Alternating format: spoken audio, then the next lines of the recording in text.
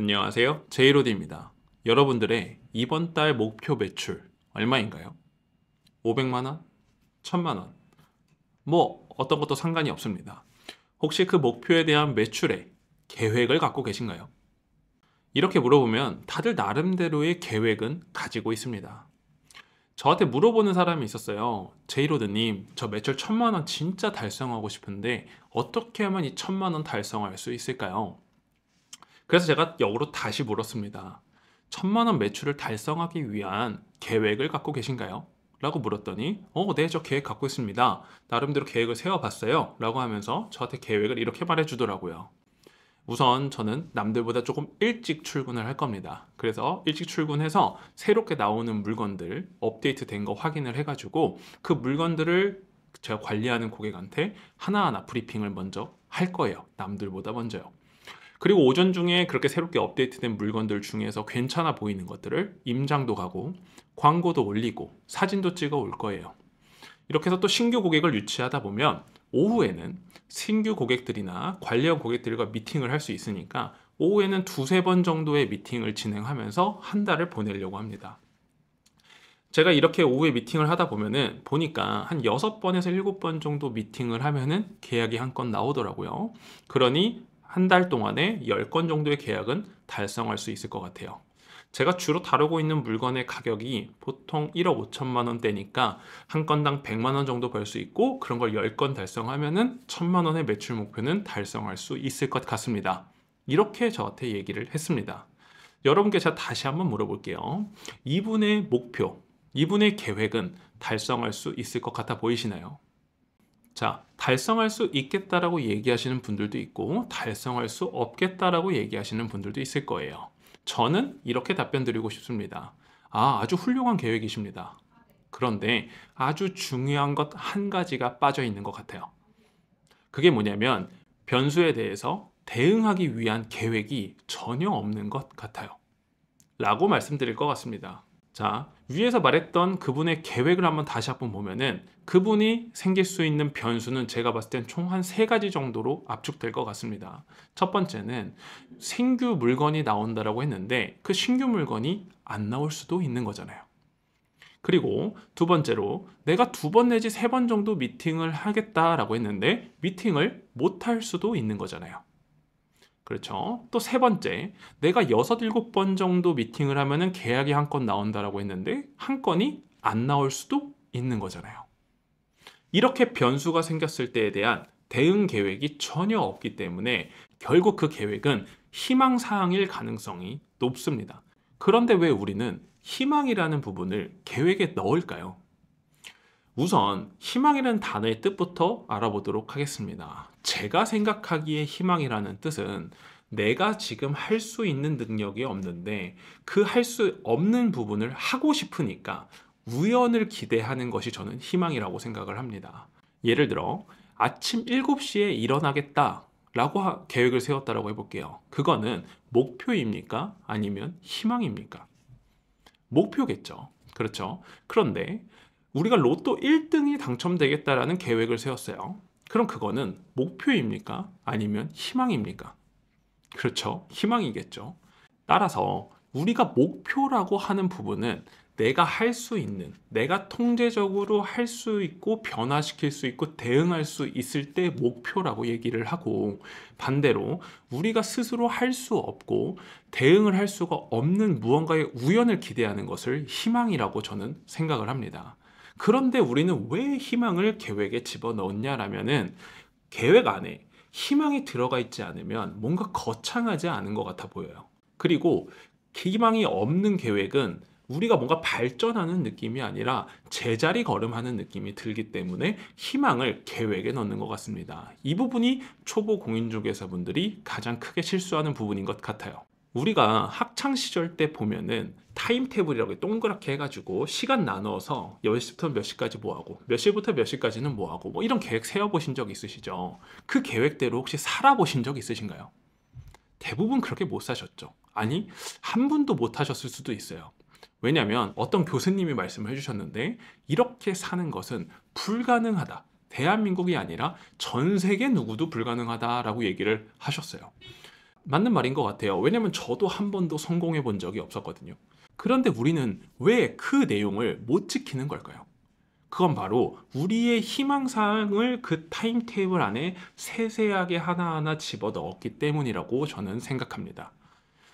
우리가 살다 보면은 여행을 갈 수도 있고요. 살다 보면 조금 늦게 일어날 수도 있고 조금 일찍 잘 수도 있는 거예요. 그러면 그 시간에 할 수가 없는 거게 되겠죠. 그렇기 때문에 이런 다양한 변수가 생길 수 있는 부분에 대한 계획이 없으면 결국 그 계획은 흐지부지하게 흘러가게 되고, 아, 이거 못 지켰네, 어쩔 수 없네 라고 하면서 그 계획은 무산되게 될 가능성이 매우 높아지는 겁니다.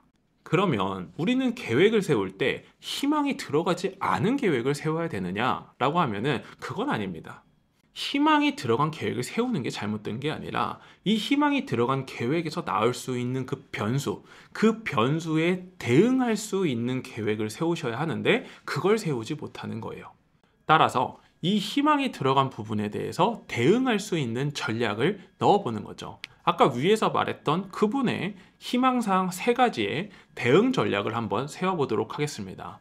첫 번째가 오전 중에 신규 물건을 확보를 하겠다라고 계획을 세웠죠. 근데 이게 없을 수도 있잖아요. 그럴 경우에는 결국은 물건을 확보하는 게 목적이기 때문에 물건을 확보하기 위한 물건 작업을 뛰러 가겠다. 명함을 돌리던 전단지를 돌리던 뭐 어떻게든지 찾아가던지 간에 물건을 확보하기 위한 전략을 뛰겠다 라고 우리가 할 수 있는, 통제할 수 있는 계획을 세우는 거죠.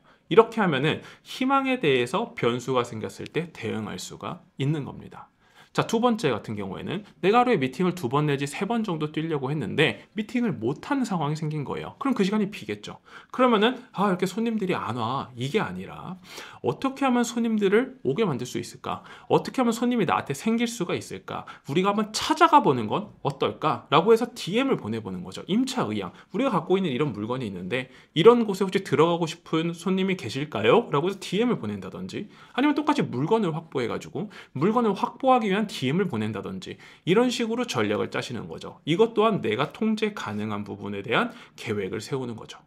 그리고 또 3번째, 내가 6번 내지 7번 정도 미팅을 하면 한 건의 계약을 할 수 있겠다고 했는데 못할 수도 있는 거잖아요. 그럴 경우에는 전화해 보는 거예요. 미팅했던 손님들한테. 혹시 계약하셨나요? 어디로 계약하셨나요? 거기는 얼마였나요? 제가 왜 그걸 못 보여드렸을까요? 이러면서 나의 과거에 했던 미팅을 복기해 보는 거죠. 내가 무엇을 잘못했고 미팅할 때 무슨 말을 했었어야 됐고 어떤 물건을 준비했었어야 됐구나 라는 복기를 해보면서 나 자신을 통제하고 실력을 키우기 위한 단계를 밟아가는 거죠. 그렇게 되면은 확실히 변수에 대해서 대응할 수 있고 더 발전적인 계획을 세울 수가 있게 되는 겁니다. 이렇게 희망이 들어간 계획이라 하더라도 생길 수 있을 만한 변수에 우리가 대응할 수 있는 계획을 세우는 거죠. 저는 이걸 이렇게 얘기를 합니다. 희망이라는 것은 우연을 기대하는 것이기 때문에 이 우연에 대한 다양한 변수가 생길 수 있다. 이 변수가 생기는 부분에서 우리는 대응을 해야 되는데 대응을 하기 위한 계획을 세우는 걸 저는 목표라고 합니다. 그래서 이 목표는 우리가 통제 가능한 행동을 하는 거예요. 희망은 우리가 통제 가능하지 못한 행동이지만 목표라는 것은 우리가 통제 가능한 행동이라는 거죠. 이렇게 통제 가능한 계획을 세우려면 어떻게 해야 되느냐, 이것도 궁금하시잖아요. 저는 중개를 할 때만큼은 수요를 기준으로 계획을 세우는 것이 아니라 공급을 기준으로 계획을 세워야 된다라고 말씀을 드리고 있습니다. 자, 이 말이 무슨 말이냐고 하면은 예를 한번 들어보겠습니다. 여러분들이 주로 다루는 물건이 오피스텔이라고 한번 가정해 볼게요. 우리 부동산 주변에 있는 오피스텔의 평균 거래 금액이 1억 5천만 원이라고 한번 가정해 보겠습니다. 그럼 양쪽으로 보수를 받으면 대략적으로 100만 원 정도를 벌 수 있겠죠. 이런 계약을 우리는 1,000만 원 매출 목표니까 10개 정도를 계약하면 될 겁니다.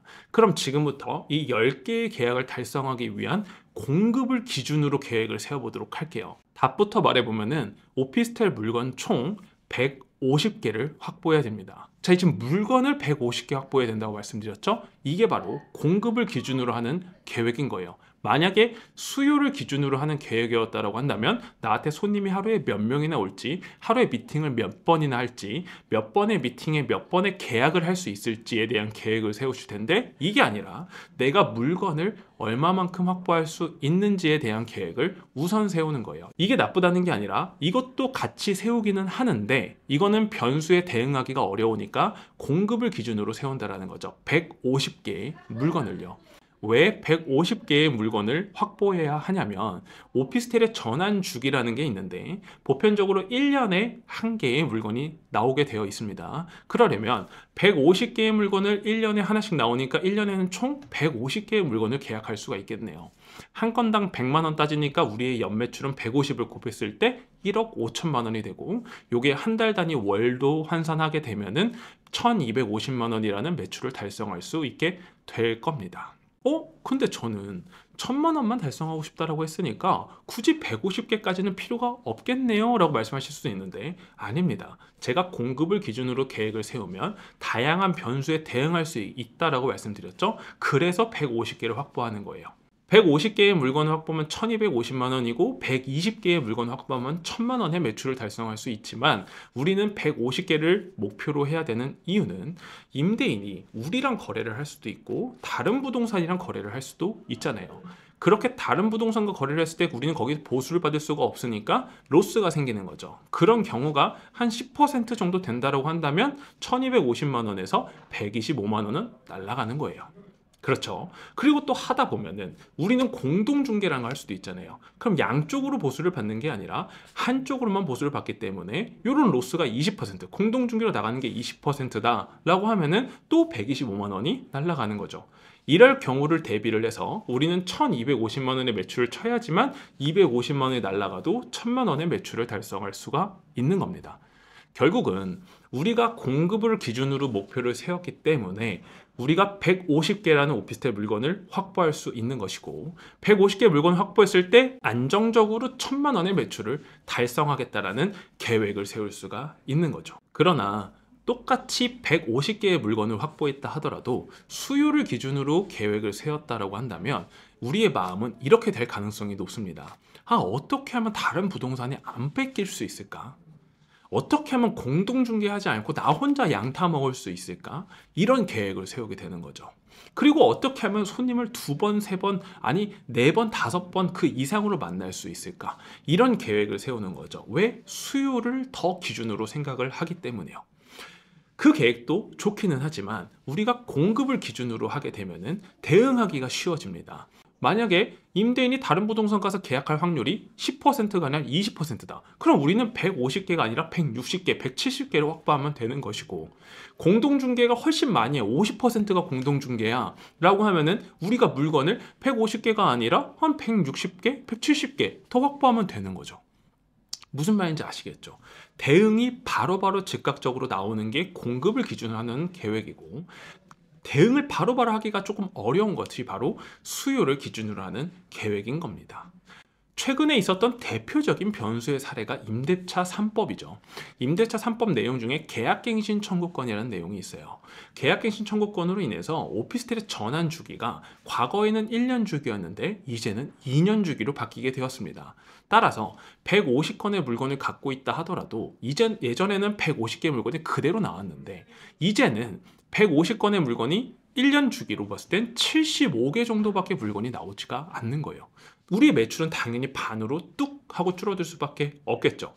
이때 수요를 기준으로 생각을 하신 분들은 광고비를 어떻게 하면 더 적게 쓸 수 있을까? 월세를 더 적게 낼 수 있을까? 어떻게 하면 손님을 더 많이 만날 수 있을까? 손님을 6번의 미팅 후에 계약이 나오는 게 아니라 3번 만에 계약을 할 수 있을까? 이런 기준으로 생각을 합니다. 즉 우연의 기대를 하게 되는 거죠. 그러나 공급을 기준으로 생각하시는 분들은 바로 즉각적으로 내가 150개의 물건밖에 없으니까 이 정도 매출이 나오는구나. 300개의 물건을 확보해야겠구나. 300개의 물건 확보하려면 어떻게 해야 되지? 이렇게 대응 방식과 계획이 바로 나오게 되는 겁니다. 일시적으로 둘 다 매출은 둘 다 줄어들어요. 수요를 기준했던 사람들은 여기에 머물러 있기 때문에 매출이 상승하러 가는 데까지는 시장이 바뀌지 않으면 어렵습니다. 그러나 공급을 기준으로 했던 사람들 같은 경우에는 이 자리에 머무는 게 아니라 바로 이 위를 목표로 했기 때문에 즉각적으로 매출이 바로바로 상승하는 것을 볼 수가 있어요. 일시적으로 매출이 떨어졌으니까 힘들 수는 있지만 둘이 같지만 이분은 바로바로 치고 올라가니까 금세 원하는 목표치에 다시 도달할 수가 있는 겁니다. 따라서 여러분이 무언가 계획을 세우실 때 수요를 기준으로 함으로써 희망을 바라고 이 희망으로 생길 수 있는 그 우연이 다양한 변수를 나타냈을 때 대응하기 어려운 이런 계획을 세우는 게 아니라 공급을 기준으로 생각을 해서 즉각적인 어떠한 목표를 세우고 그 목표의 변수에 대응을 바로바로 할 수 있는 계획을 세우신다면 여러분들이 목표로 하고 있는 1,000만 원의 매출 충분히 달성할 수가 있을 겁니다. 저 또한 그랬고 많은 선배님들도 그렇게 성공하셨다라고 하더라고요. 앞으로 여러분들이 계획을 세우실 때 이 수요를 기준으로 매출을 세우는 게 아니라 공급을 기준으로 매출 목표를 세워서 원하는 매출 다 달성하기를 너무 바라는 마음으로 오늘 영상 마무리하도록 하겠습니다. 영상 내용이 좋으셨다고 한다면 좋아요와 구독 그리고 댓글까지 많이 부탁드리고요. 긴 영상 봐주셔서 감사합니다. 행복한 하루 보내세요.